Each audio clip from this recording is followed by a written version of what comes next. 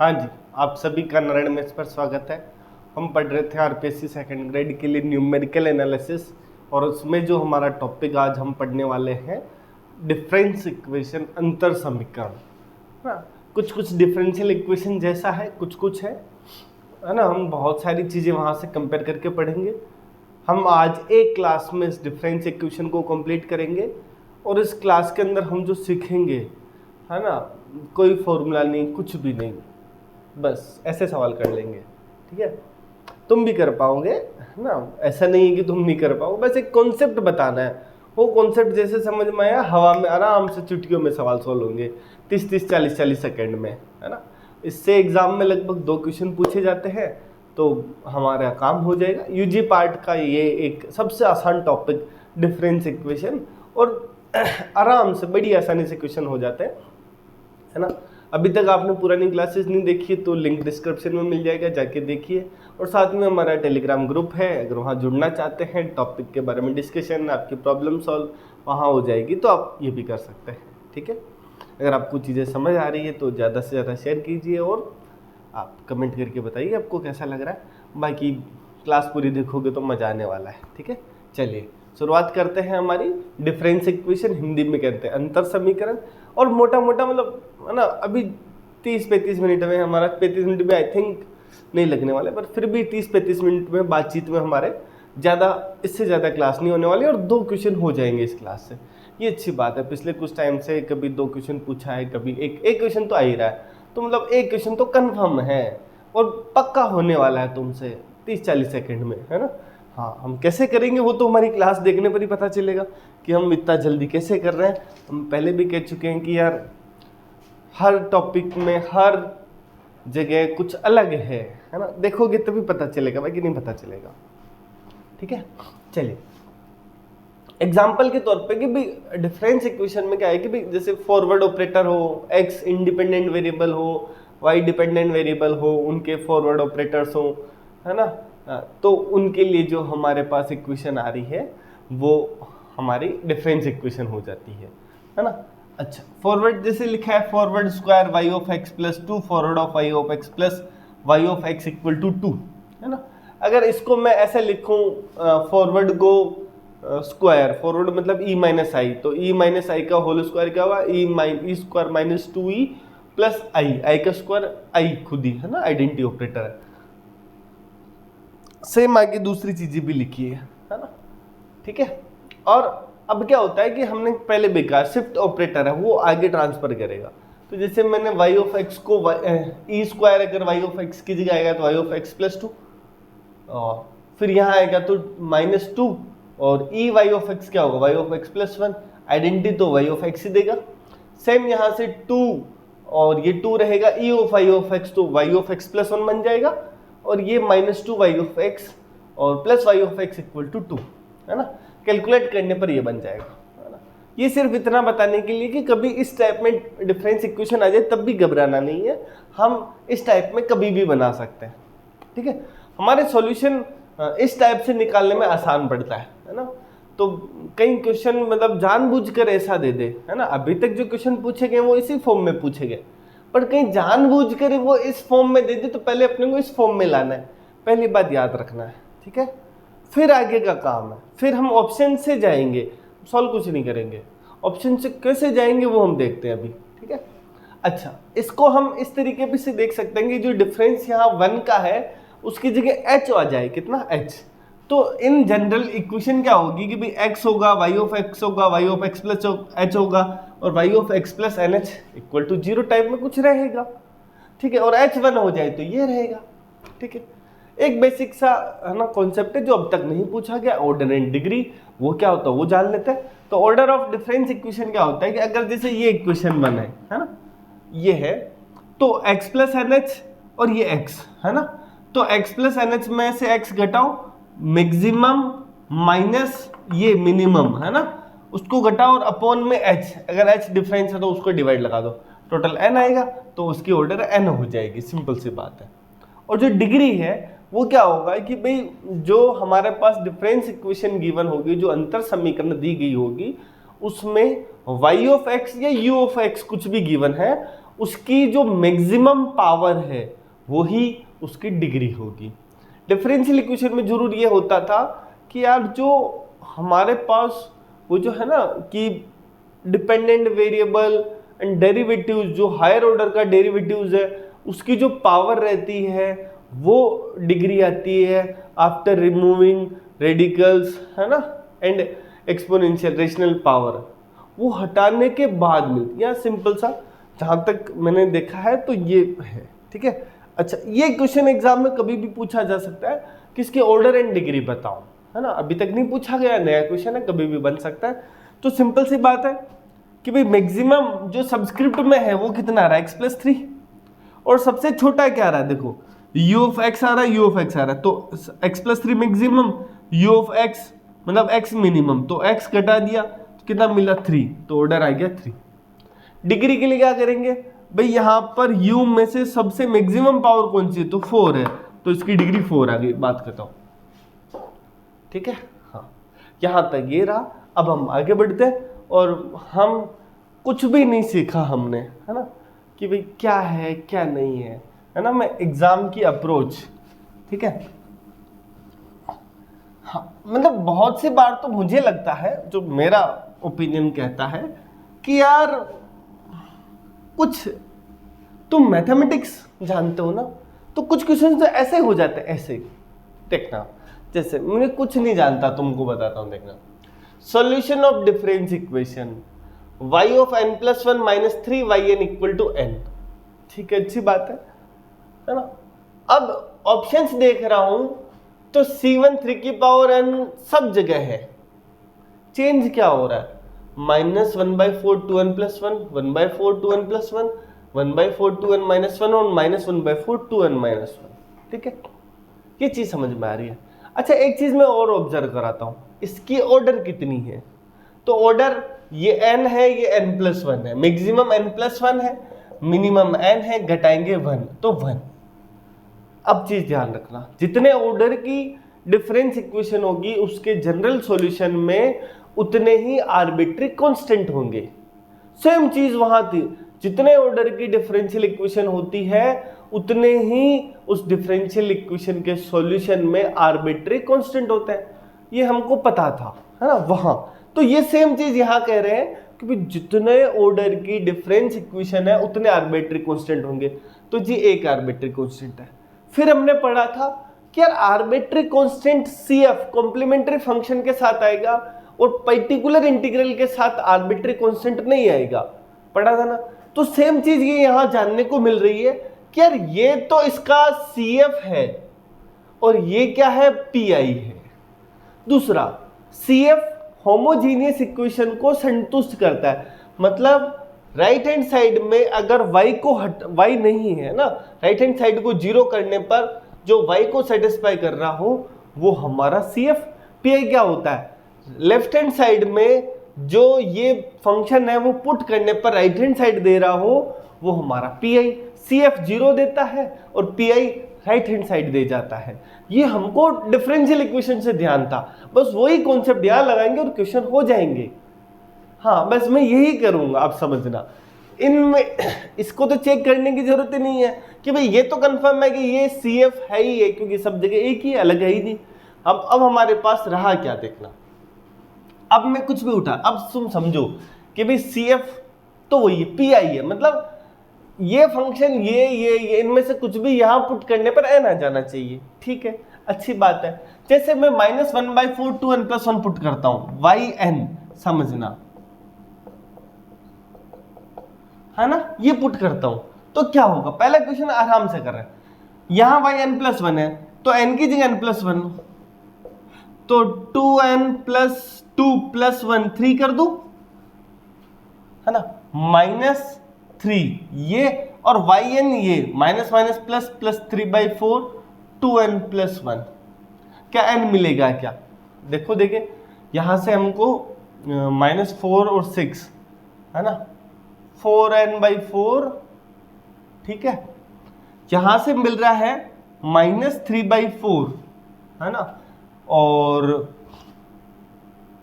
ये कितना मिल रहा है n/2, -n/2 प्लस ये कितना मिल रहा है, अच्छा यहां से 3n/2, ठीक है, प्लस 3/4। अच्छा ये कैंसिल हुआ, ये हमारे पास कितना मिलेगा n।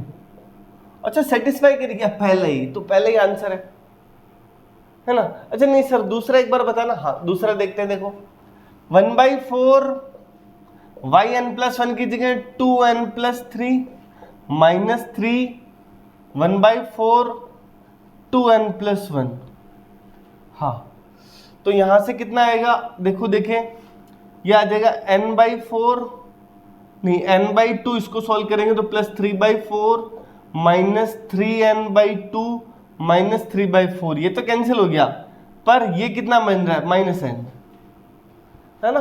तो जो सेटिस्फाई कर रहा है वो आंसर है, तो पहले ही आंसर है। हाँ बाकी की सेटिस्फाई करा के देख लेना, नहीं होंगे, है ना? जैसे ये 2n-1 वाला था, ये भी नहीं हो, है ना, तुम खुद करके देख लेना। आ गया समझ में, है ना, मैंने यहाँ मिस्टेक नहीं की हूँ, बस इतनी सी बात है। -1/4 2n+3, हाँ ठीक है, माइनस माइनस प्लस हो जाएगा, वो 3/4 2n+1 2n+1, ठीक है। yn की जगह ये सेम चीज आ जाएगी, है ना, और yn+1 मतलब n की जगह n+1 पुट करो, बस इतनी सी बात है, बस हो जाएगा वहां से।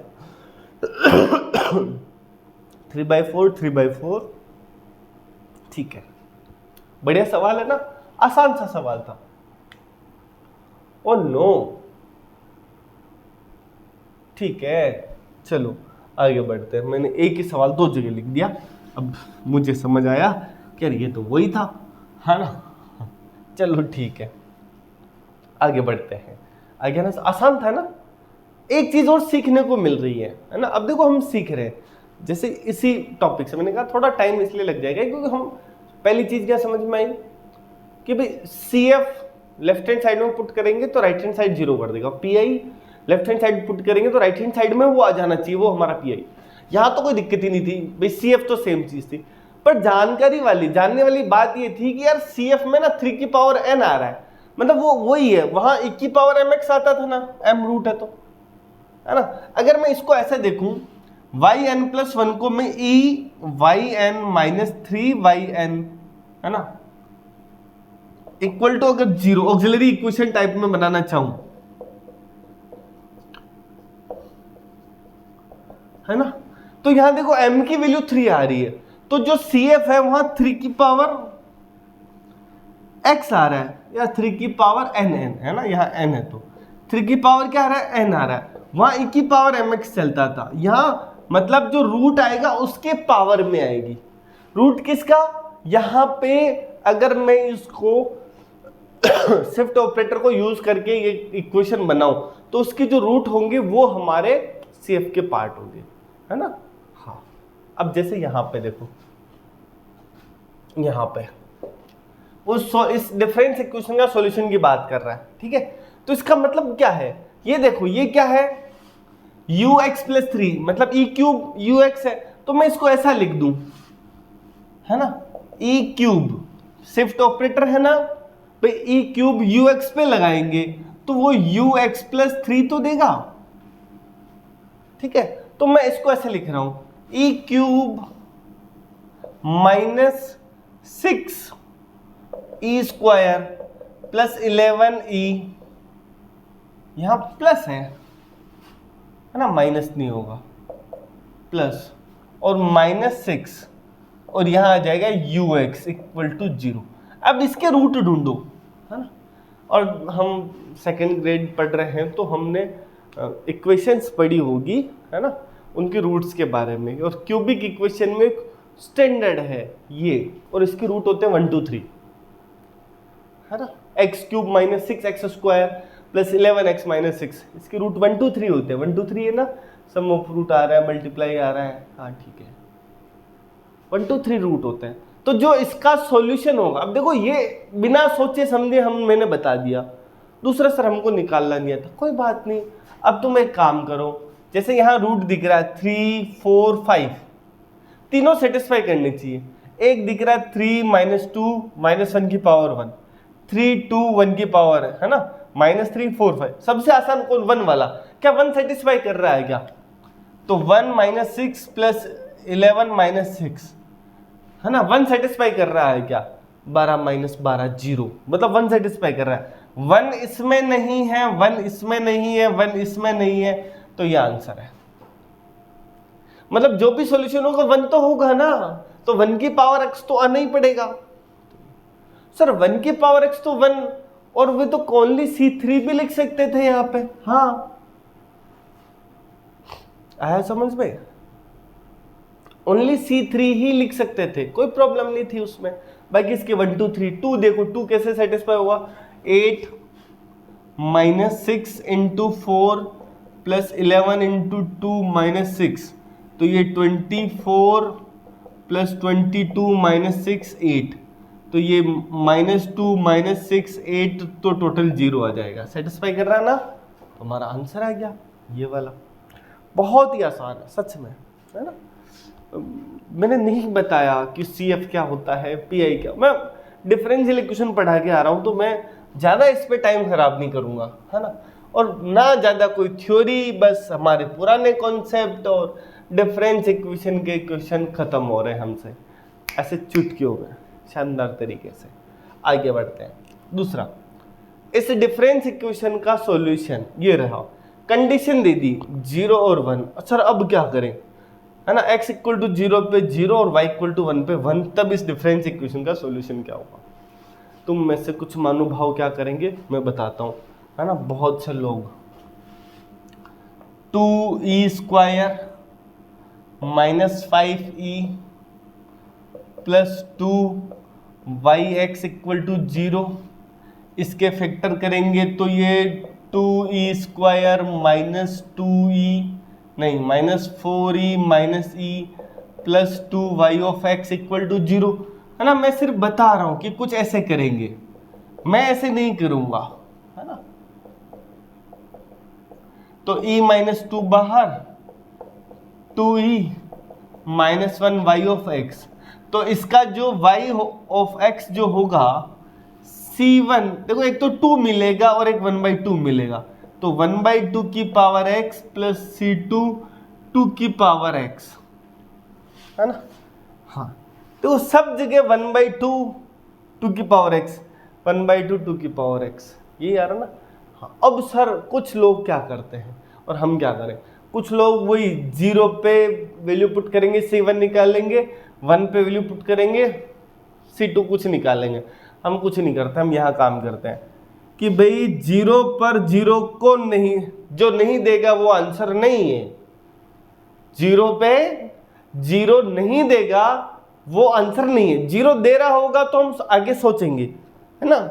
हाँ कि भाई वो 0 पे देने वाला 1 पर भी 1 देना चाहिए, आगे बात समझ में। हाँ और वो जो सॉल्यूशन हो वो यूनिक होगा, दो अलग अलग सॉल्यूशन नहीं होंगे।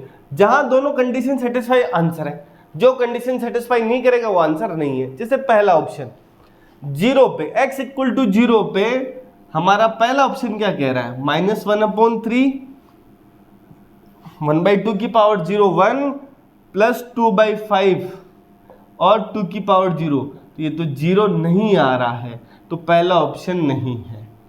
ये तो मैंने लिखा। अब तुम सोचो यहां 0 आ रहा है, ठीक है, यहां 0 आ रहा है, पर यहां 0 नहीं आ रहा। कैसे नहीं आ रहा, 1/3 माइनस 2/5, ठीक है। फिर आगे 1 पर दो ऑप्शन बचे, 1 पर क्या चाहिए, 1 चाहिए। जैसे ये ऑप्शन है 1 पर 1 चाहिए, तो -2/3 इंटू पावर 1 में क्या होगा 1/2 प्लस 2/3 इंटू 2, तो ये 1/3 माइनस प्लस 4/3 सॉल्व करेंगे तो 1, तो 1 पर 1 ये दे रहा है, 0 पे 1 भी, सॉरी 0 पे 0 भी दे रहा है, 1 पे 1 दे रहा है, तो यही आंसर है। कितने आसान तरीके से, ना तो हमने ये किया कुछ भी नहीं, सिर्फ पुट किया।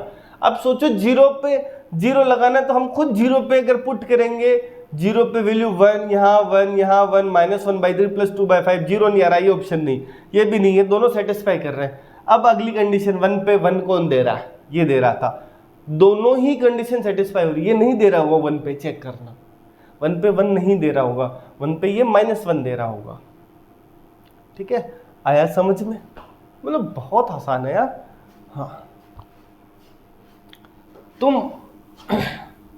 है ना, पता नहीं क्वेश्चंस अटेम्प्ट क्यों नहीं होते, बाकी 2.5 घंटे 1 मिनट का एक क्वेश्चन सफिशिएंट होता है मैथमेटिक्स में। लोग कुछ भी कहे, बस हमसे नहीं हो रहा बात अलग है ना, बस इतनी बात है। हमको ये कई बार हम ये ना अपने आप को कबूल नहीं करा सकते कि यार 1 मिनट में एक क्वेश्चन होता है क्या, हमसे तो नहीं होता, इतने लंबे लंबे क्वेश्चन है और दिमाग को कर रहे हैं, नहीं नहीं नहीं ये 1 मिनट में होना पॉसिबल छोड़ो, 3-4 मिनट में भी नहीं होगा। दिमाग कहेगा ठीक है नहीं हो रहा है तो तेरे से नहीं हो रहा तो मैं क्यों आइडिया दूं, है ना।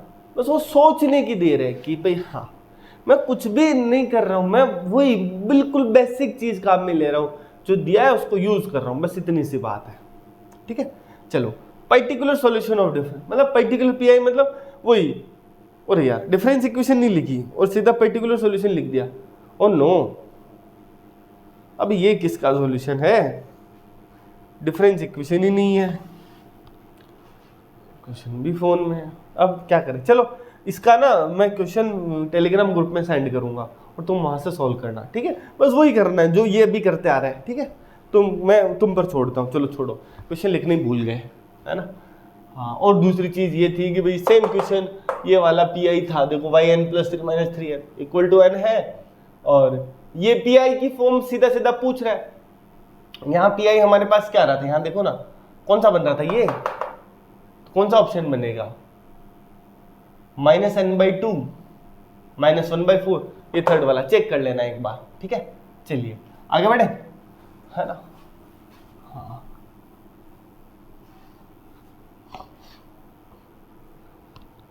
अब क्या करने वाला, जैसे कुछ क्वेश्चंस और मैं लिख के लाया हूँ, सिंपल से क्वेश्चंस थे, है ना। हम देख सकते हैं जैसे ये है कि भाई इसका जनरल सॉल्यूशन एग्जाम में पूछ रहे, ऑप्शन कुछ होगा, है ना। अब ऑप्शन जो भी होगा हमको पुट करना है। जैसे एक ऑप्शन ये रहेगा y(x) = c/x, इसका आंसर है। पर मैं बता रहा हूँ कि भाई कुछ भी दे, अपने को क्या करना है कि भाई जहां जहां y(x) वहां c/x पुट करना है। तो जैसे x+1 और दूसरा yx+1, तो yx+1 कितना होगा, x को x+1 से रिप्लेस कर दो तो c/x+1, और माइनस यहां से क्या आएगा,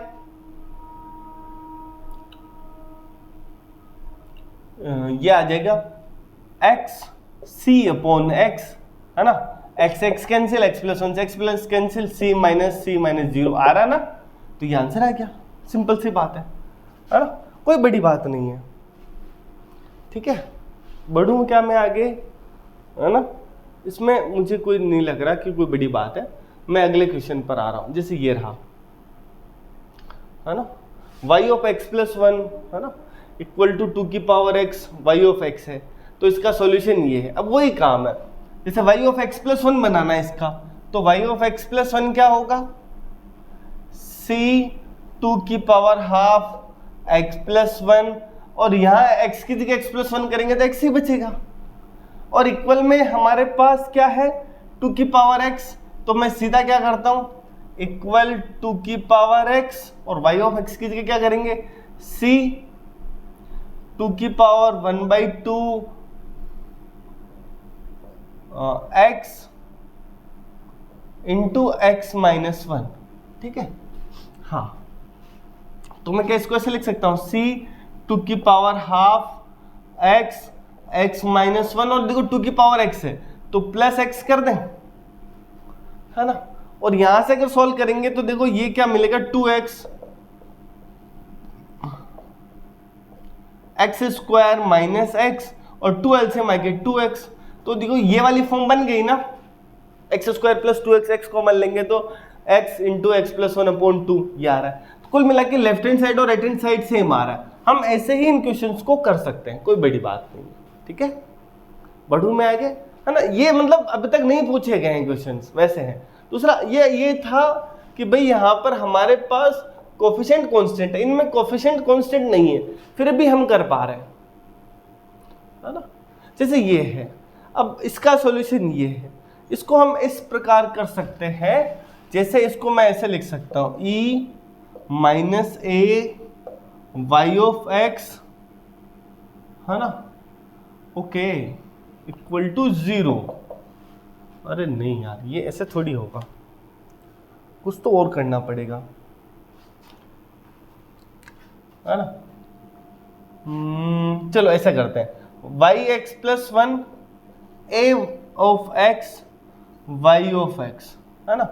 अच्छा फिर क्या करते हैं, लॉग ले लेते हैं, log y x plus 1 A of x log plus log y x, है ना।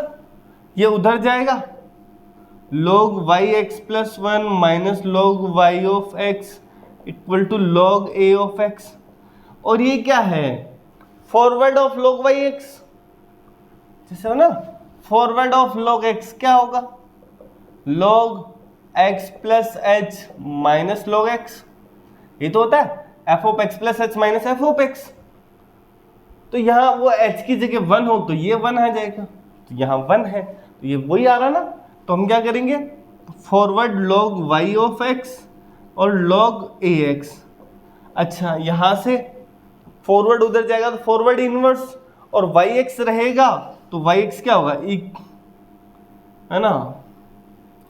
अच्छा फॉरवर्ड इनवर्स, फॉरवर्ड इनवर्स अपन जब करेंगे तो कांस्टेंट आएगा एक, है ना। जैसे forward inverse log A x plus तुम चाहो तो log c कर सकते हो, और यहां से log ऑफ वाई एक्स, यहां से log हटाएंगे तो ये वैल्यू बन जाएगी। इन जनरल ध्यान रख लेना, कभी भी एग्जाम में पूछा जा सकता है, ये ऐसे निकाला जाता है थोड़ा, है ना, 2-3 स्टेप हुई है, बाकी आसान है। सेम चीज इसके ऊपर है कि भी इसका सॉल्यूशन ये है ना। सी एफ तो वैसे वैसे दिखेगा, जैसे मैं इसको अगर देखूं तो ये क्या बनेगा, E square minus 3e plus 2 Y of x equal to 1। तो 1 सेटिस्फाई कर रहा है, फिर 2 सेटिस्फाई कर रहा है क्या, 4 माइनस 6 प्लस 2, ये भी सेटिस्फाई कर रहा है। अब रही बात किसकी, x की, है ना। पी आई क्या है, माइनस एक्स, तो हम क्या करेंगे, y ऑफ x जो है माइनस एक्स, तो यहाँ क्या आएगा, minus x plus 2 minus minus plus 3x plus 1 minus 2x, ये आएगा ना, y ऑफ x की जगह माइनस एक्स। सॉल्व कर लो, यहां से कितना मिलेगा, minus x plus sorry minus 2 plus 3x plus 3 minus 2x, है ना। देखो ये minus x minus 2x minus 3x plus 3x cancel, minus 2 plus 3 1 आ रहा है ना, तो ये 1 राइट हैंड साइड में आ रहा है, तो इसका मतलब ये इसका पी आई है। इतनी सी बात है ना। इस छोटी सी क्लास में हमने डिफरेंस इक्वेशन को कंप्लीट किया है, और इससे रिलेटेड कुछ प्रीवियस ईयर क्वेश्चंस और कुछ क्वेश्चंस ऐसे देखे जो अब तक नहीं पूछे गए हैं। इनके ऑप्शंस कुछ कुछ मिलेंगे, हम तरीका वही हम ऐसे सॉल्व करेंगे एग्जाम में। नए क्वेश्चंस आ जाएंगे तब भी नहीं डरेंगे, और बाकी पुराने टाइप के क्वेश्चंस आ रहे हो तो हम चुटकी उड़ा देंगे, ठीक है। तो मिलेंगे अपन अगली क्लास में, जहाँ हम डिवाइडेड डिफरेंस और कोशिश करेंगे जो क्या कहते हैं डिफरेंशिएशन है ना, ये दोनों टॉपिक जो है इसके न्यूमेरिकल मेथड के ऊपर जो भी है वो हम कंप्लीट कर लेंगे। मिलते हैं अगली क्लास में, तब तक के लिए थैंक यू सो मच।